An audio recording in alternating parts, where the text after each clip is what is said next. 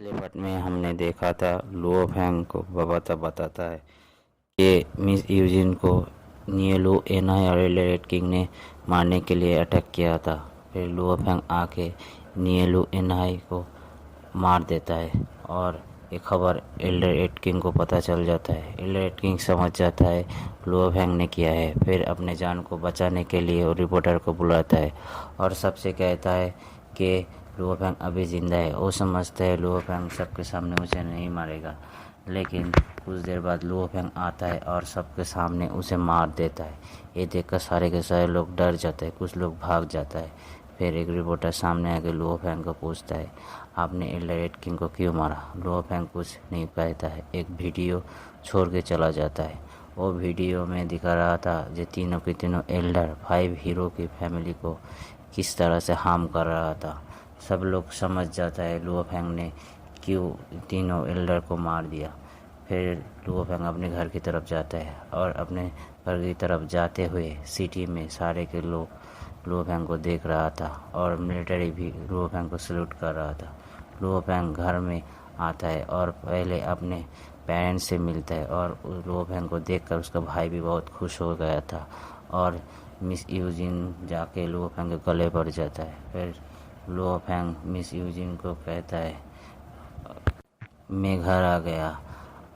फिर अपने बच्चे को लेकर थोड़ा खेलता है और मिस यूजिन को कहता है हमारा ऑफिशियल वेडिंग तो अभी बाकी है, चलो वेडिंग कंप्लीट करते हैं। फिर सीन चेंज होता है और वेडिंग हाउस को दिखाता है जो जहाँ पे वेडिंग हाउस में होस्ट कर रहे थे लुओ फैंग के दोस्त। वो देखता है वेडिंग में वर्ल्ड के सारे बड़े बड़े लोग और मिलिट्री चीफ भी आया था। वो इस पल को मेमोराइज करने के लिए अपने डायरी में लिख लेता है। फिर सीन चेंज होता है और मिस यूजिन को दिखाता है जो अपने ग्रैंडफादर के हाथ पकड़ के चला रहा था। लुओ फैंग मिस यूजिन को देखकर अपने पुराने दिनों को सोच रहा था, स्कूल टाइम में दोनों एक साथ कैसे थे। फिर लुओ फैंग आगे जाता है और मिस यूजिन के हाथ पकड़ के स्टेज में आता है। लुओ फैंग मिस यूजिन को कहते हैं क्या आप मेरा वाइफ बनना पसंद करोगे? मिस यूजिन कहते हैं हाँ। फिर लुओ फैंग मिस यूजिन के हाथ पे एक अंगूठी पहनाता है और मिस यूजिन को किस करता है। ये देखकर सारे के सारे लोग इमोशनल हो जाता है और बहुत खुश भी हो जाता है। सब लोग वो दोनों को कंग्रेचुलेशन कह रहा था। सीन चेंज होता है और एल्डर यावला को दिखाता है जो मास्टर होंग के पास खड़ा था और इन दोनों का वेडिंग देख रहा था। फिर मिस्टर बीन और मिस्टर बीस्ट आ जाता है। मिस्टर बीन कहता है वाटर ऑफ लाइफ सारी इंजरी को तो हील कर सकता है लेकिन सोल को हील नहीं कर सकता। हम ह्यूमन के पास इतना भी टेक्नोलॉजी नहीं है जो ह्यूमन की सोल को रिकवर कर सकता है। मिस्टर बीस्ट कहता है फिर हम लोग क्या करें, हम लोग सिर्फ इंतज़ार करें। कुछ देर बाद मास्टर होंग के मॉनिटर पे हलचल होता है और कुछ देर बाद देखते हैं मास्टर होंग अपने आँखों को खोलता है।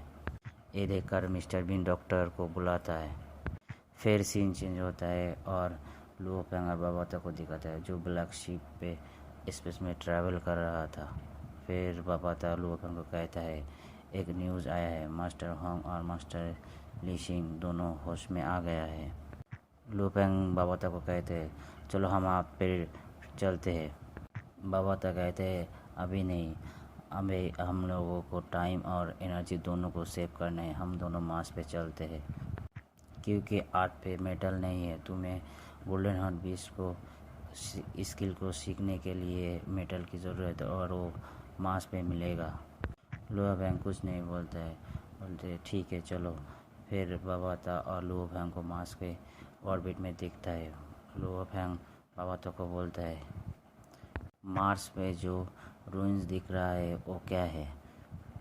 बाबाता लुओ फैंग को बताता है कि एंशियंट रूइंस इंग्लैंड किंगडम की है, ये हेड क्वार्टर था लेकिन दूसरे सिविलाइजेशन ने इन पर अटैक किया था इसलिए ये अब खाली है। यहाँ पे जो मेटल था वो अभी भी है, तुम बाहर जाके अपने स्पिरिचुअल एनर्जी से स्कैन करो। फिर लुओ फैंग बाहर जाकर अपनी स्पेशल एनर्जी से स्कैन करते और उसे बहुत सारा मेटल मिल जाता है। ये देखकर बाबा तो बहुत खुश हो जाता है और इसी के साथ ये एपिसोड ख़त्म हो जाता है।